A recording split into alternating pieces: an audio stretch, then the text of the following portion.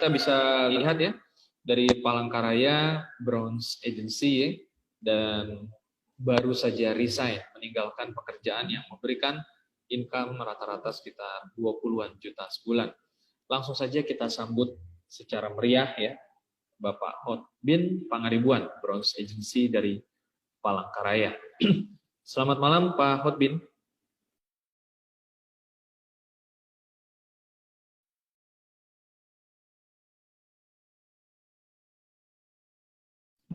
Ya, halo Pak Hotbin.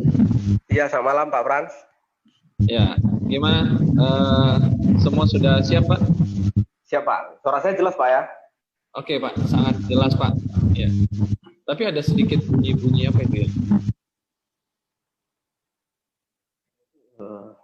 Oke, nggak apa-apa Pak. Oke, nggak apa-apa. Masih bisa ditoleransi. Ini Pak Hotbin ngomong dari kota mana nih Pak? Live-nya Pak? Saya dari Palangkaraya Pak, dari kota Palangkaraya nih Pak. Oh, live dari Palangkaraya langsung ya. Oke, Pak, kita ngobrol-ngobrol dulu kemarin gimana nih Pak? Sebelum 3i ini pekerjaannya katanya di perkebunan. Seperti apa sih Pak aktivitasnya, kesibukannya gitu Pak sebelum kenal 3i Pak? Jadi saya sebenarnya sudah kurang lebih 6 tahun Pak sawit. Posisi terakhir sebagai kepala teknik yang memegang seluruh tekniknya satu PT. Nah, di sana kalau dibilang cukup, penghasilannya cukup untuk keluarga. Tetapi ada satu hal yang saya masih pengen cari, yaitu untuk mendapatkan passive income sebenarnya selama ini, gitu Pak Frans. Baik, kalau bicara tentang passive income nih, artinya karena Bapak sudah pernah punya pengetahuan atau pengalaman di bisnis sebelumnya, atau dari mana Bapak bisa berpikiran ingin punya passive income Pak? Jadi sebenarnya ini Pak Frans, sebelumnya saya sudah pernah main di multi level. Terus setelah dari multi level, sambil bekerja juga di posisi saya yang terakhir di perkebunan kelapa sawit, saya juga salah satu agent di salah satu perusahaan asuransi. Tetapi saya berpikir gini Pak Frans, waktu saya di perkebunan kelapa sawit kurang lebih 6 tahun, itu sama dengan yang disampaikan oleh Pak Sandy tadi, bahwa waktu saya dibarter dengan uang. Karena kami bekerja di perusahaan itu bisa dikatakan hampir siang malam. Karena hari Sabtu pun kita kerja, Minggu pun kerja, malam juga kerja. Dan di sela-sela itu saya berpikir, waduh kalau begini hidup saya terus, mau seperti apa, keturunan saya seperti itu. Makanya saya berpikir untuk mencari passive income, ataupun mungkin yang mungkin penghasilan yang tidak semata-mata kita hanya menghasilkan waktu untuk bekerja, gitu Pak. Oke, baik. Berarti sistem kerjanya kalau waktu itu Bapak satu hari 8 jam atau ada sistem shift Pak? Kalau 8 jam itu lebih, karena tidak ada sistem shift. Jadi kita ya hari itu malam juga sampai kurang lebih jam 12, bahkan di atas jam 12 malam kita kerja karena di perkebunan kelapa sawit.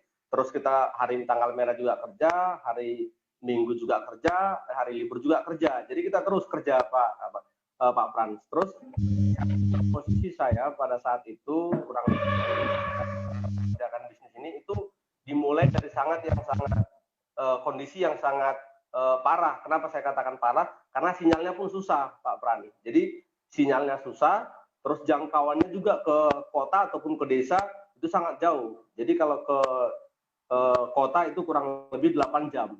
Jadi saya mengerjakan bisnis ini memang dimulai dari yang benar-benar kondisi yang sangat waktunya sangat mepet ataupun sangat-sangat sedikit, dan juga kondisi yang sebenarnya kalau bagi orang lain mungkin yang tidak memungkinkan karena kondisi signal juga tidak ada. Jadi yang ada signal itu hanya itu pun bulan-bulan terakhir ini hanya dengan antena pembantu.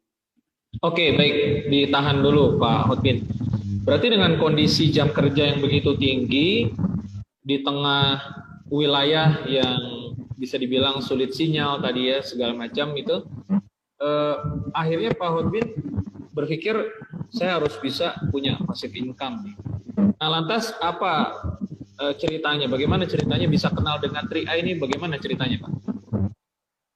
Jadi saya kenal dengan 3i ini Pak Frans itu sebenarnya tahun 2016 sudah ada seseorang teman satu kuliah itu menawarkan saya dengan Car3i ini.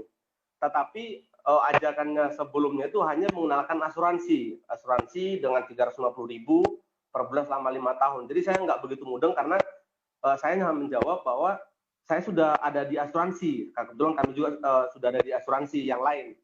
Terus di 2017 akhir sampai awal 2018 itu ada juga teman lama menawarkan Car3i ini, Pak. Jadi tapi masih begitu kurang jelas pemahamannya dan juga penjelasannya, dan kurang menonjolkan, karena yang saya butuhkan sebenarnya untuk mencari income ataupun waktu yang fleksibel ataupun passive income tadi. Jadi dari situ saya masih belum begitu tertarik karena belum dapat apa sebenarnya Car3i itu. Nah, baru di September mulai dari Agustus lah saya nyari-nyari di internet, di Facebook itu mengenai penghasilan tambahan atau passive income, beberapa tuh saya klik. Terus saya temukanlah video presentasinya Car3i ini. Saya temukan, terus saya pelajari lebih dalam semua ke YouTube-nya, pokoknya di media sosialnya itu saya pelajari. Nah, terus saya cek lagi kantornya saya lihat ternyata di Palangkaraya tidak ada. Terus saya mendatangi ke Banjarmasin. Jadi saya datangi ke Banjarmasin, pada saat itu saya tidak ketemu orang Car3i di sana karena masih bergabung dengan Aca, tapi saya minta nomor HP-nya. Nah, selang beberapa minggu, kurang lebih 2-3 minggu, baru saya ketemu sama orangnya, kebetulan pas ada BOP kali itu. Nah, saya langsung sempatkan lalu terlambat BOP. Langsung hari itu juga saya join, karena memang saya mencari siapa yang bisa menjoinkan lain untuk jam di upline yang bisa terdekat. Demikian Pak Pran. Dan begitu saya udah join, saya memang langsung serius untuk mengerjakannya. Walaupun tanpa upline, karena memang tidak ada yang bisa membantu saya ataupun datang ke perkebunan kami karena suasananya agak sulit. Jadi hanya baik komunikasi, baik telepon aja, itu pun cari-cari sinyal di posisi-posisi tertentu. Wow, berarti Bapak belajar otodidak nih Pak ya? Bisa dibilang begitu ya. Ya ini unik sih, karena banyak orang yang mendapatkan 3i ini dalam tanda kutip ada yang menyampaikan. Tapi tadi menarik, ternyata sudah ada beberapa orang yang menawarkan bisnis ini, tapi Bapak nggak join karena penjelasannya kurang jelas, nggak dapat poinnya, begitu Pak ya? Iya Pak. Oke, nah akhirnya ketika Bapak mulai dengan kondisi tadi, Bapak memang mau bisnisnya begitu, bagaimana bisa bagi waktu? Tadi Bapak bilang kerja di perkebunan kan waktu kerjanya, jam kerja tinggi sekali, belum lagi kendala sinyal dan lain sebagainya. Bagaimana bagi waktu dan manajemennya supaya bisa berjalan, Pak? Kebetulan saya kan di kepala tekniknya, Pak. Kepala tekniknya itu lebih banyak di lapangannya daripada di kantornya. Jadi kita lebih banyak di lapangannya. Jadi kita banyak ketemu dengan karyawan-karyawan yang ada di perkebunan kelapa sawit. Baik itu mungkin pemanen ataupun mulai dari pemanen sampai ke level manajerialnya, itu saya tawarkan. Jadi saya tidak peduli dengan siapapun atau dimanapun, kepada siapapun, karena memang itu prinsipnya. Itu yang penting saya tawarkan aja. Masalah dia terima tidaknya itu masalah belakangan. Memang banyak yang menolaknya karena dengan catatan mereka untuk signal aja susah, telepon aja boro-boro internet, telepon aja susah. Nanti ke kantornya sangat jauh. Tetapi saya tawarkan aja terus, sama siapapun saya tawarkan. Ya, dan tak lupa juga ya memang selalu saya doakan juga, termasuk ke HP saya itu saya tumpang tangani Pak Frans. Nah, terus saya tawarkan ke semua karyawan, baik di apel pagi, walaupun mungkin secara resmi pimpinan yang di atas itu tidak menyetujui, tapi saya mencuri-curi waktu pada saat di briefing pagi atau di apel pagi, selain mendatangi one by one, itu saya datangi juga karyawan one by one, tapi juga di briefing pagi saya sempatkan ketika pimpinan contohnya pergi ada tugas keluar, itu saya sempatkan untuk mengumpulkan karyawan-karyawan untuk persentase. Jadi mungkin ada di sana nanti yang baru kali itu closing mungkin 1 atau 2, tetapi setelah itu saya follow up lagi, saya kejar lagi ke rumahnya. Dan saya sangat tonjolkan bagi mereka itu ketiga fungsinya. Nah, satu lagi yang perlu saya sampaikan kepada agen-agen yang ada di Indonesia, agen 3i. Nah, kalau Car3i ini ketika kita mempresentasikan seorang, itu harus saran saya dan pengalaman saya itu harus komplit. Artinya komplit yang benar-benar 3i itu ya insuransinya, investasinya, income-nya harus benar-benar kita sampaikan.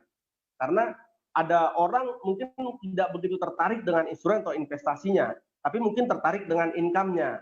Nah, beberapa saya lihat atau pengalaman saya sebelumnya, teman-teman yang menawarkan saya itu itu tidak dijelaskan ada bahwa itu ketiga hal itu, karena orang kliknya itu mungkin di income-nya ataupun mungkin di insuransi atau investasinya seperti itu Pak Pran. Kalau seperti saya, ya memang kliknya itu di income-nya, karena saya lihat bisa pasif income bahkan ratusan juta, bisa kita nanti waktunya kita banyak bisa untuk keluarga kalau udah sistem ini berjalan, itu Pak Frans. Jadi saya melihat itu yang paling utamanya saya di income-nya, karena kalau untuk asuransi saya sudah punya asuransi yang lain, sudah punya asuransi juga dari perusahaan dan juga punya BPJS. Kenapa aku cari income-nya? Makanya saya sangat serius apapun caranya walaupun malam hari. Ya, menurut saya dengan semua keterbatasan tadi, waktu kerja yang sedikit, jam kerja yang begitu tinggi, sehingga waktu kerja di 3i begitu sedikit, dengan segala keterbatasan sinyal dan lain sebagainya, jauh dari upline, Bapak otodidak, ini luar biasa sekali sih. Harus punya satu tekad yang besar sekali. Apa yang sebenarnya menjadi kekuatan Pak Hotbin yang menjadi daya dorongnya sebenarnya apa sih Pak? Nanti anak saya ataupun keluarga saya seperti yang saya alami. Kalaupun kita dibayar, boleh saya katakan dengan cukup, tetapi semuanya itu kan tidak bisa dibahagiakan dengan uang. Saya melihat nanti itu. Kalau kita bisa membagian keluarga dengan ada waktu, ada uang, ya kenapa tidak? Kalaupun ada peluang yang bisa untuk memberikan itu, kenapa nggak kita kerjakan dengan serius? Jadi saya hanya melihat itu. Terus lagi ketika saya sudah mengerjakan ini Pak Frans, di awal memang istri saya menentang karena takut kalau pimpinan tahu saya dipecat. Nah, menentang dan juga istri saya sangat menentang karena saya juga udah ada asuransi sebelumnya. Tetapi saya mengatakan kepada istri saya bahwa ini bisa memberikan hasil.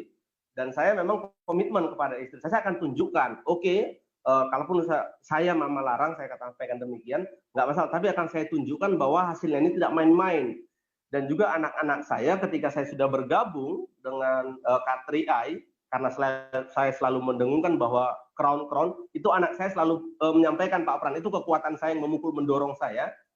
Pak, kalau Papa udah crown, nanti abang pengen sekolah di luar negeri ya, kakak pengen sekolah di luar negeri ya. Nah, ini hal ini. Jadi dalam tekad saya, kalau saya tidak crown berarti saya orang tua yang memberikan harapan yang punah kepada anak saya ataupun kepada keluarga saya. Itu Pak Pran. Jadi anak saya ada 4, yang 1 masih bayi, tapi yang 3 anak saya ini yang sudah bisa berbicara, itu selalu menyampaikan, kalau Papa udah crown, kita udah bisa beli ini ya. Kalau Papa tidak crown, kakak atau abang udah bisa keluar negeri ya, udah bisa sekolah di luar negeri ya, gitu Pak Pran. Jadi memang alasan yang utamanya itu ya keluarga itu Pak Pran. Ya, buat Pak Hotbin, apa pengalaman menarik atau kisah-kisah yang tidak akan terlupakan dari sisi yang positif ya, ketika Bapak sudah menjalankan 3i, apakah mungkin Crown Academy 3 yang kemarin, atau mungkin ada hal lain yang bisa Bapak coba bagikan di kesempatan ini Pak? Untuk mengikuti Crown Academy 3, ketika kemarin sudah masuk kualifikasi bahwa masuk ke Crown Academy, itu sebenarnya pergolakan yang cukup di hati saya dan juga termasuk di keluarga Pak Frans. Karena saya berpikir awalnya seperti ini, kalau saya tetap bekerja, saya sudah artinya di pekerjaan yang lama, bahwa saya tidak bisa ikut Crown Academy. Sudah pastikan, karena waktu saya tidak bisa izin ataupun tidak bisa cuti karena masa-masanya akhir tahun untuk laporan pertanggungjawaban. Saya juga melakukan sharing dengan leader saya, hal apa yang lalu perlu saya ambil ke Bu Sri Mulyati. Nah, saya memilih, walaupun istri saya tidak mendukung pada saat itu, saya memilih untuk resign. Karena kalau saya tidak resign, itu saya tidak bisa ikut Crown Academy, karena saya pikir Crown Academy adalah suatu kesempatan bagi saya untuk belajar lebih dalam, karena selama ini saya otodidak. Saya belum bisa belajar dari orang-orang yang sudah sukses di bisnis ini. Jadi saya harus ikut. Makanya saya mengundurkan diri pada saat itu di 20 Oktober. Karena saya berpikir saya harus mencari pekerjaan ataupun bisnis yang lain yang bisa lebih fleksibel untuk mengerjakan bisnis ini. Yang saya lihat demikian Pak Frans, posisi positifnya. Ketika saya mengerjakan posisi bisnis ini, demikian juga dengan yang di Crown Academy kemarin, bahwa saya ada positif yang bisa saya terima. Kalau untuk mensukseskan diri sendiri itu sangat gampang. Artinya ketika kita bekerja aktif pun, apalagi seperti saya dulu kerja siang malam, untuk mendapatkan income mungkin sekelas mungkin atau silver agency ataupun gold agency itu nggak begitu sulit. Semua orang mungkin bisa melakukan asal mau. Tetapi ketika kita bisa berguna bagi orang lain, kita bisa mensukseskan bagi orang lain, itu artinya kita sangat berguna. Kita hidup kita bukan untuk diri sendiri, tapi bisa untuk orang lain. Saya berpikirnya demikian, Pak Pran. Jadi prinsip saya mengerjakan Kartria ini, ya memang dimanapun, kapanpun, kepada siapapun, kita sampaikan berita baik ini. Masalah dia mau atau tidak itu jangan kita pikirin, jangan kita pusingkan. Masalah dia join atau tidak itu belakangan. Tapi yang penting kita sampaikan, tugas kita menyampaikan dulu. Nah, demikian Pak Pran. Jadi saya pikir saya tidak mengerjakan bisnis selain saya mendapatkan nanti passive income, berarti saya berguna bagi orang lain. Artinya suatu saat ketika Tuhan pun memanggil saya nanti, saya sudah berguna bagi orang lain. Demikian Pak Pran. Jadi sangat luar biasa K3i. Ya, Pak, mungkin terakhir boleh ceritakan sedikit bagaimana kesan-kesan Pak Hotbin mengikuti acara Crown Academy 3 kemarin ya. Ini pengalaman pertama Pak Hotbin tentunya mengikuti acara Crown Academy. Nah, apa yang menjadi kesan-kesan mendalam singkat saja Pak tentang Crown Academy 3 kemarin Pak?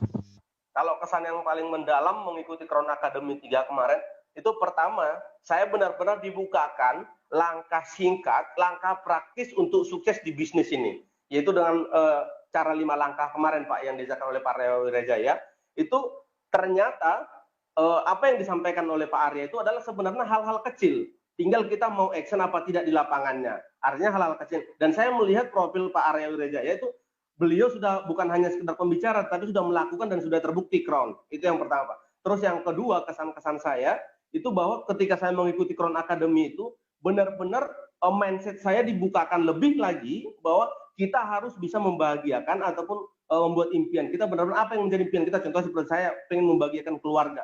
Pengen membagikan keluarga seperti apa yang harus kita berikan kepada keluarga kita dan juga orang lain. Jadi saya dibukakan mindset saya demikian Pak Pran di sana di Crown Academy itu. Dan saya juga mengajak akan juga berpikir bahwa untuk di Crown Academy selanjutnya itu bukan hanya saya, karena Crown Academy kemarin dari Palangkaraya baru hanya saya sendiri. Tapi untuk berikutnya saya berniat dan berdoa sama Tuhan, bukan cuma saya, mungkin saya akan bisa bawa lebih lagi untuk ke Crown Academy. Ya, baik Pak Hotbin ya atas sharingnya. Sayang sekali